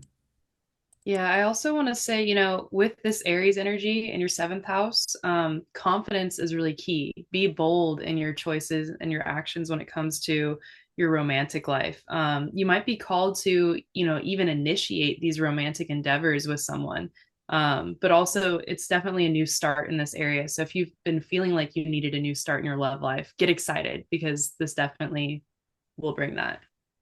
I'm glad you said that. And I'm gonna let you take it away after this, but keep in mind the new moon brings new energy. So wherever this shows up in the charts, this could be a definite need. And the Libra rising people may be feeling the loneliness more than others. Fair enough. Shoot your Here's your shot. chart, Queen. Scorpio Okie rising, dokie. new moon in Scorpio. the sixth. Yeah, Let's Scorpio get it. rising sixth. Okay, so let's talk about Scorpio first. So, for those of you that are watching this that aren't a Scorpio rising, maybe you're just learning astrology. So, I want to go a little bit into what Scorpio is. So, Scorpio is water, it's intuitive, it really sees through things, it sees the truth, kind of like how Libra loves truth.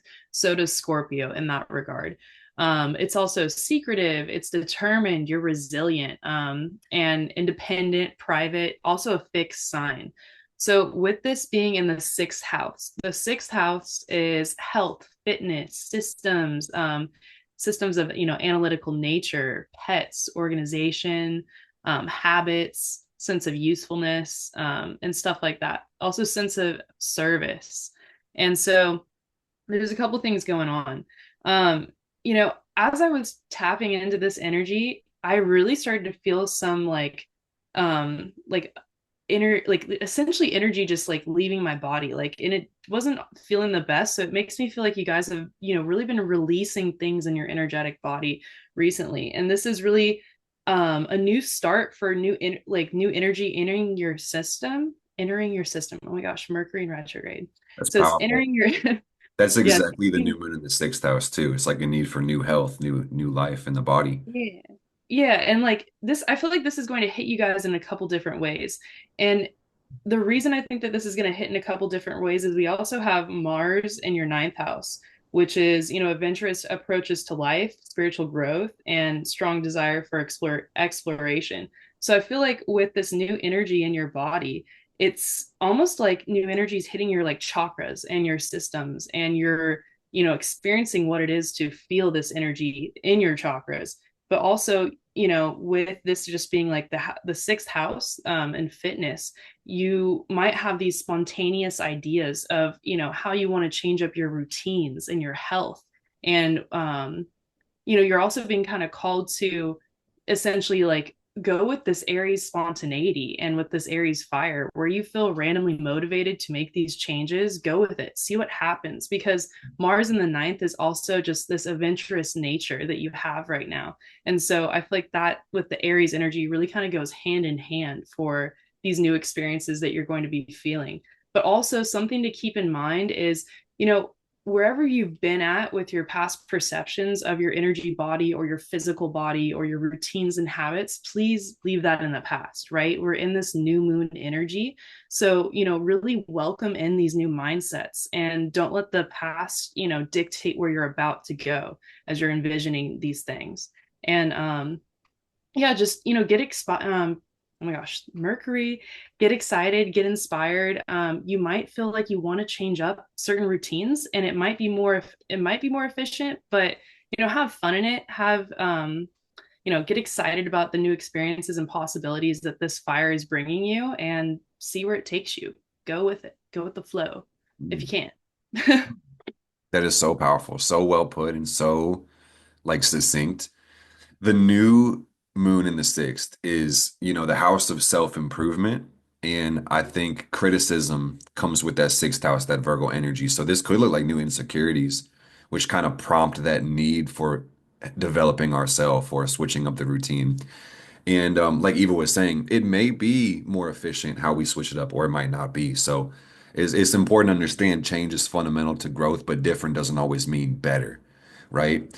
And I look at Uranus in the seventh house, which says, you may need to break free from partnerships or take them to another level. And, the seventh house of relating also deals with our relationship to ourself and our mind and our ideals too. So, I just want to acknowledge the Scorpios out there and say, some of y'all just may be way too motherfucking hard on yourself.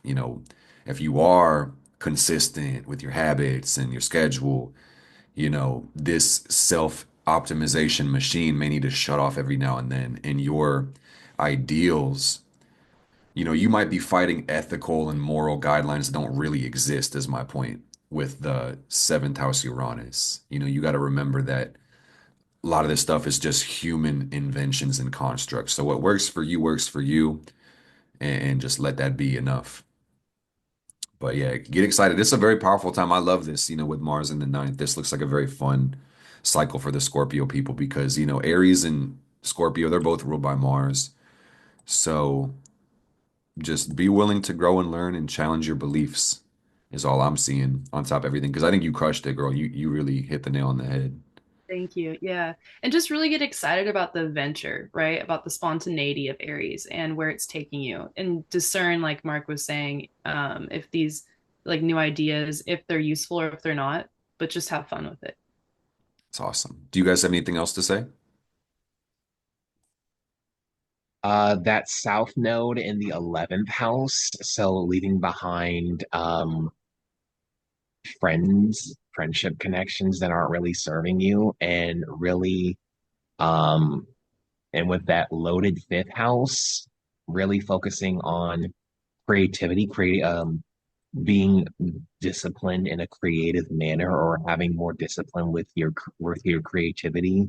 And also like, yeah, that's what I'm really getting. So I so love that you said it, bro, because, you know, sixth is about service, but we can't be all work and no play. And we have to make sure we carve out time in our schedules to live the life that we want to live.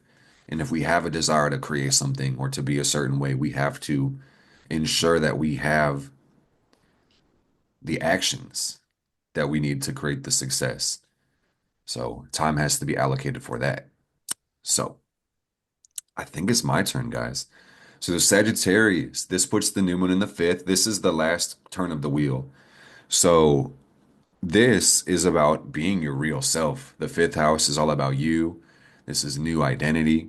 This is about you changing the way that you look at yourself, the way you take action, the way that you express yourself. This month for the Sag people is about you developing new confidence. All right.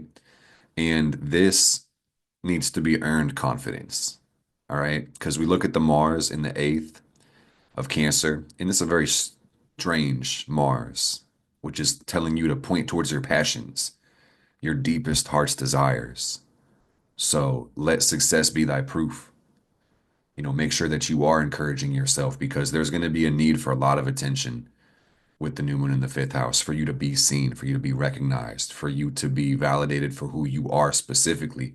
A lot of this will happen behind closed doors. A lot of this will happen with you and your higher self and your subconscious mind. You have to be careful how you talk to yourself, Sag. And I'm going to speak on this deeply with Pluto in your third house. You have to be careful how you talk to yourself. It's not what you say, it's how you say it. It's not what you see, it's how you see it. Take control, Pluto, of your conversation with yourself, third house. Okay? And recognize you narrate this life. You are the main character, but you're the script writer, you're the playwright, you're the director. And here's the secret. This is Jupiter, the chart ruler, in your seventh. Life has no fucking meaning, Sagittarius, besides the meaning you give it.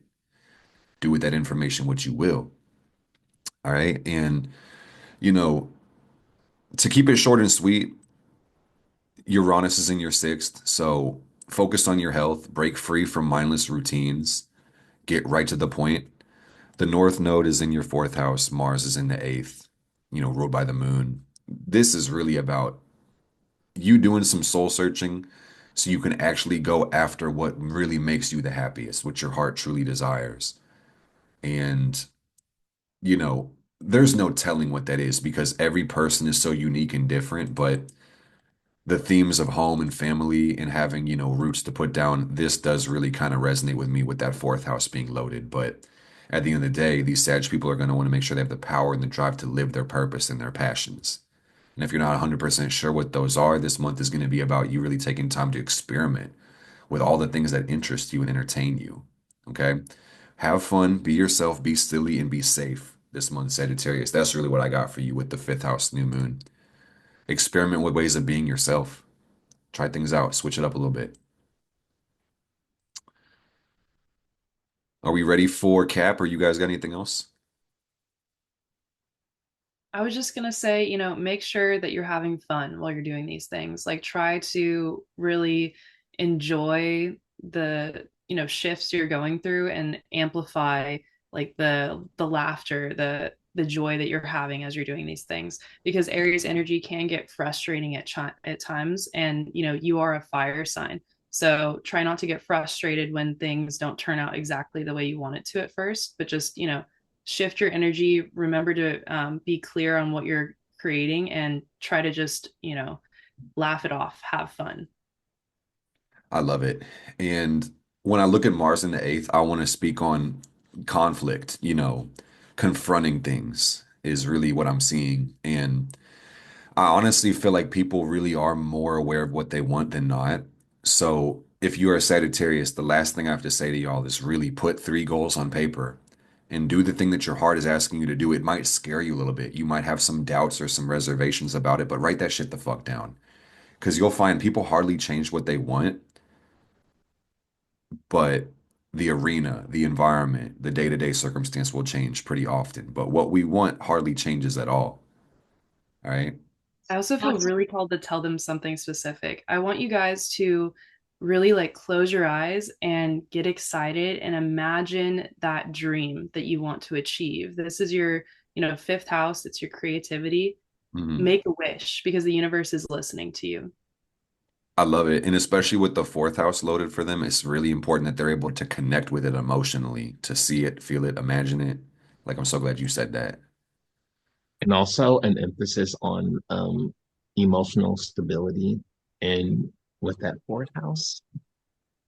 Yeah, 100%. Powerful. I think Yeah. we go to Capricorn. Is that you, Celia? New moon in the fourth. Yeah, so I was actually getting a couple of like channeled messages for Capricorn's energy. So I was just writing down a bunch of things. But really Capricorn risings are all about structure, right? They're all about, and I know this is stereotypical, but they really are all about their money. Like you can't mess with a Capricorn's freaking money, right? So what I was feeling for this, because it's in the fourth house, is especially with that Aries energy being so like dramatic, it feels like it could lead to like people divorcing. It's giving me like tower moment energy. So like the tower card of like families breaking apart, like people divorcing, people coming together, new relationships forming and stuff like that. And I really do feel like this is all about people that have been stuck in karmic cycles, that just can't get out of that. Just that, hold on. I got it. Try again, Sally, one more time. That just can't, um, that couldn't get out of past karmic cycles that are now like being pushed to it. That I'm nervous. That's powerful. The seventh house is the house of karma, Saturn's house. So you're on point. It's fourth house, new cares, new connections, but that could play out on all types of ends of the spectrum. Yeah. I was gonna say independence too, releasing codependency and family wounds coming up to the surface too, because this is all about your foundation. And so there's going to be a lot of triggers, but there's also going to be a lot of good, happy moments. It really just depends on where you are on the spectrum of what's going on in your life. But like you said, it could play out in many different ways. But Yeah, Yeah. kind of piggybacking off of that, it's like figuring out what you really don't like because the Aries energy is going to show you what really frustrates you, but then it's moving towards the things that bring you peace in your home life and, like what makes you feel safe and cozy in your home, essentially. Authenticity is key with Uranus in the fifth. Truly being yourself, even if it is a lot to handle, a lot to take in, it's way better to be accepted for who you are than to be tolerated for who you're not. yeah. You're not gonna fuck with the Capricorn's money either. And I feel like that's pretty on point. Capricorn needs it to be short, sweet, and simple. You may see new home. Okay. You That's might it. be you might be moving. You may be getting a new place to live. You might have new people you care about, new people that you consider family in this cycle, or it could be deeper bonds with those that you already are connected with, on top of everything And that's already been said. with Uranus in the second house, Capricorn, I'm really being called to tell you, um, when it comes to that, the universe will ask you, how bad do you want it? But also how bad do you want it to last? So really, it's not a sprint when it comes to the money. It's a marathon, and so I'm really being called to tell you to just maintain that money, maintain those blessings, that Uranus in the second house, that unexpected money, right? Putting yourself in alignment to handle um that money for longer periods of time. Well put, brother. Well put. I think it's your turn, King. It It's is, gonna be yes. Aquarius. Aquarius, Moon in the right? third. So this is in the third house. New perspectives, new information, the mind, Yeah. communication, siblings, social activity, interests, neighbors, early education. So this is basically like you guys are getting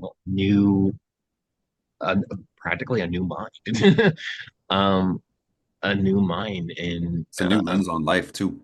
yeah, exactly. And I'm hearing like shedding of the old. So I really, yeah, because the I really feel like you guys, Aquarius, you guys are air signs, so the air is the mind. So I feel like you guys are I'm hearing that you guys are in your mind too much. So really focusing on getting more into your body. And also more into the earth, getting more grounded. Mars and the sixth house. So there's going to be a focus on um, health, routine, um, and but also routines that emotionally fulfill you and not like just having a something about having not just making a routine for, like the adrenaline rush or that that fleeting sense of success or that fleeting sense or having a false sense of, ooh, okay, I'm really picking up on having a false sense of usefulness. Um, So really like creating a routine that makes you personally like emotionally fulfilled and being of service in a way that makes you emotionally fulfilled with that Mars in the sixth house. Jupiter in the fifth house. So this is expanding your creativity and the expansion of the inner child. I'm picking up Can I add that on to that, King? That yeah, that that right there? Yeah, because this goes right hand in hand with it, the inner child. When I think about the new moon in the third, this is a new need to be heard, because it's about communication in the third. So there's going to be new ways to communicate ourselves and express ourselves. And the third house has a lot to do with environment and interactivity, variety.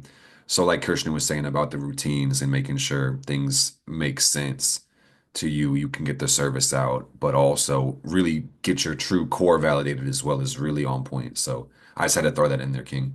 yeah, of course. And also you got Uranus in the first house. So this is like Pluto in the first. or part Pluto in the first. So be obsessed with yourself. Be obsessed with yourself and expand with allow your inner child to expand, allow your playfulness to expand, allow your approach to play expand.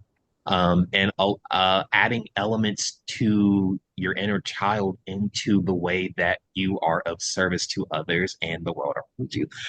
With that loaded second house stellium, Yeah, keep it light and keep it happy and get the money.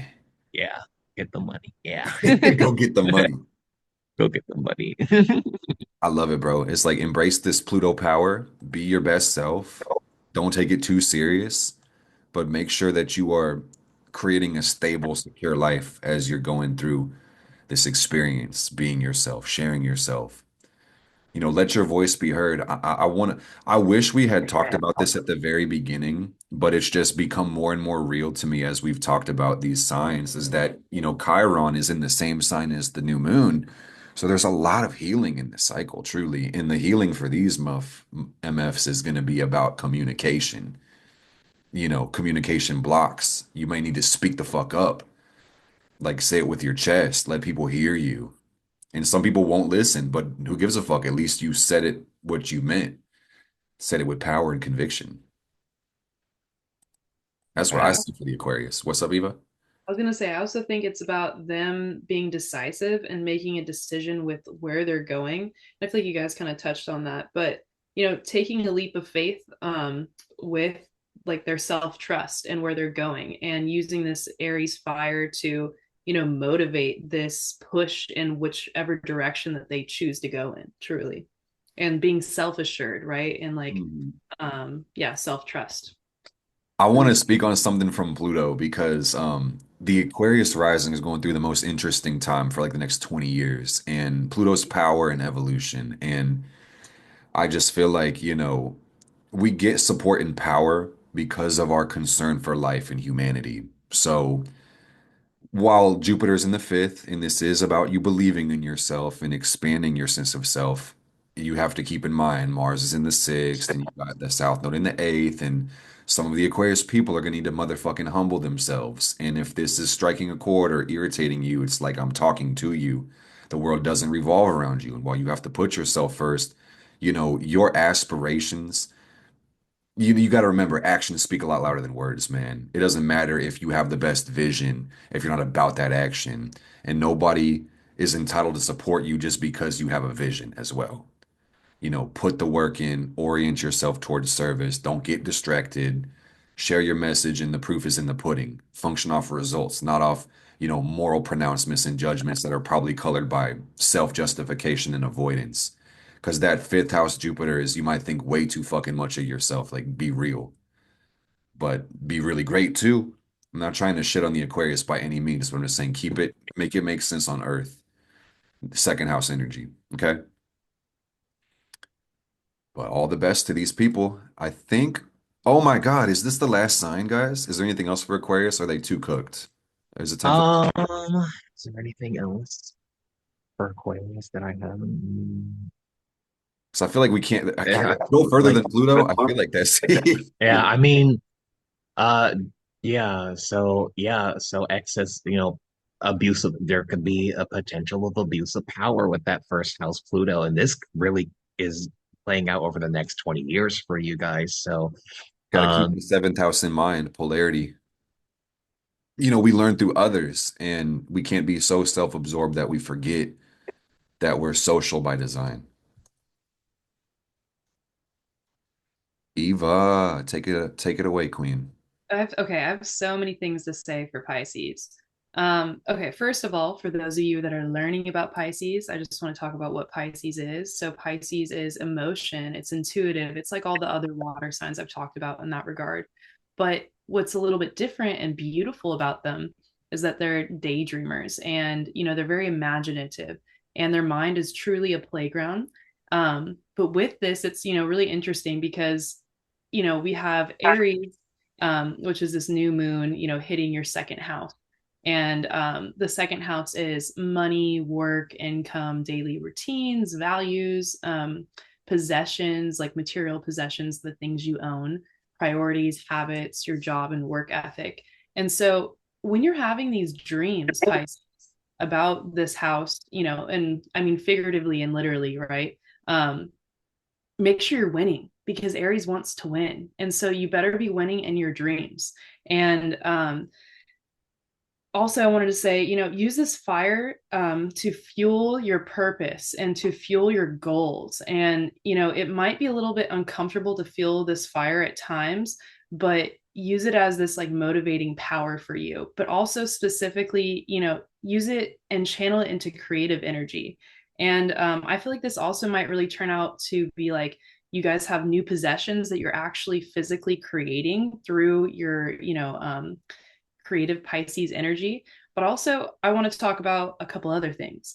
So you have Mars in your fifth house, and that, Mars in the fifth is essentially someone who's strong, passionate, a creative individual, sometimes with a flair for risk. So right now, you might really be feeling this Aries spontaneity with this Mars in the fifth, also, having you take more risks.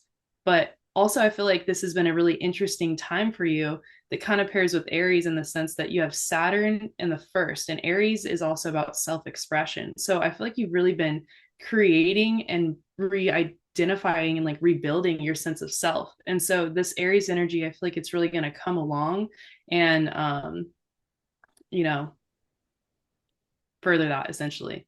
I feel like I kind of might have jumbled up the Saturn part, but essentially Saturn and Pisces energy is really interesting in how that's playing out in your life. It is. Yeah, not the easiest times for the Pisces people, but it is a great time nonetheless. So the word for me for the second house is worthy. You know, be worthy, feel worthy, know that you are valuable. That's something to lean into in ourselves. So I think that was powerful. It's about winning in your dreams. I couldn't put it any better, man. Like it's really that simple. So Yeah. I want to spin. Does anyone have anything else to say about Pisces? yeah. Oh, Oh, I have a little no, bit more to say. Just like okay. really honor your emotions right now. You have so many planets, right? So many planets in your first house. So honoring your emotions too is so key. And yeah, being kind to yourself and just, win in your dreams. Like, please, for yourself. Uranus in the third too. I think there's a lot to express. Holding it in, bottling it up is not going to help when it comes Or to emotions. or communicating it in a way that's not really serving you. So really shaking up the way you express yourself and communicate. And really with that first house stellium, I also want to add on to what Eva said, the in tarot, Pisces is the moon card. So there's going to be revelation. Pisces, you guys are getting revelations within how you discipline yourself, on how to discipline yourself, your purpose with that North Node in the first, and also with how you love yourself with Venus, or being shown how to love, put more love into yourself. And yeah. It's amazing. So that's the whole wheel. So let's recap. Aries, be yourself. Taurus, be a mystic. Be deep and spiritual. Gemini, be a leader and a good friend. Cancer, be a boss. Leo, be a student or a teacher or both. Virgo, be powerful, rich, be a god or a goddess. You've got Libra, be a lover or a fighter or both. What comes next? Scorpio, be of service, be healthy. We've got Sagittarius, be yourself. That's the fifth house. Be fun, be free, be creative. You've got Capricorn, the fourth house. Be emotional, be willing to feel. You've got Aquarius, the third house. Be vocal. And then you've got Pisces, the second house. Be worthy, be secure, be entitled to the life of your dreams. All right. So And that's all of these things have to come from a raw, authentic place with that Aries energy. So 100%. Yeah, don't just talk about it, be about it. See about it, dream about it, live it. I feel like that's pretty much the full thing. If you guys enjoyed this video, make sure you leave a like. I didn't want to spend too much time on the cards, but I'll show you a couple funny pictures. We got the fire element, water in reverse. Just make sure you're feeling your feelings. Debilitated Mars and Cancer is not necessarily the easiest. If you're unwilling to feel, if you're willing to feel, things are going to be 10 times better. But just keep in mind, we got Venus energy coming up pretty soon with the full moon in Libra. No coincidence, I got Venus twice on my cards. So just don't forget about other people while you're going through this Aries season and pursuing all that you feel destined for, okay? I see three cards on the tarot, the Seven of Cups. This could be that shiny object syndrome, that impulsivity where you don't really lock in. So be careful with that. Focus on your dreams, like Eva was saying, and be responsible. We got the devil out here, man. And it's like, to me, Aries is that kid in the playground or the candy store or, the McDonald's play pit. And it's like, I'm going to do exactly what I want to do. And then it's like, oh, there were rules? Oh, hell no. I don't like rules. It's like, well, we need rules in order to have a say. But you guys aren't fucking hearing that because it's Aries season, aren't you? I also want to chime in and say something funny. You know, if you need to scream it out in your car, scream it out. I really recommend that as an Aries rising. It's very cathartic. It's a good place to release around other people, not around other people. When you're by yourself and not around other people. Mercury kind of messed that up for a Or you second. can But scream in traffic at other people. yeah, don't right. scream at other people. Scream in your car Road. alone. Roll the You window down, scream at the people, stop. want Closing words from you guys. I love it, Eva. Thank you for that. yeah. Kelly, anything else you got to say? Be yourself. That's really what it all boils down to. Just Yeah. be Exactly right. Um, and be be bold, and don't be artificial with it. Be authentic. Has to come from an authentic place. So if you're being about it, but you're not actually being about it, then what the fuck are you actually doing? Nothing. You're Hashtag. like you're running in place when you feel like you're actually going somewhere when you're not. So And last thing I got to say, be strong, be brave, be courageous, be about that action. Fire family, it's been lit. It's been so, you can no see lighter. we're already Oh, fuck. prepared. Stay lit. There You create this life. Nobody else does it. So don't assign blame to anything useless. Don't be a victim of your experience. And like the goddamn video. You we made it this far. Like the video. All of our information is going to be listed in the description down below. With that, we wish you peace. Blessed be. You are the fire.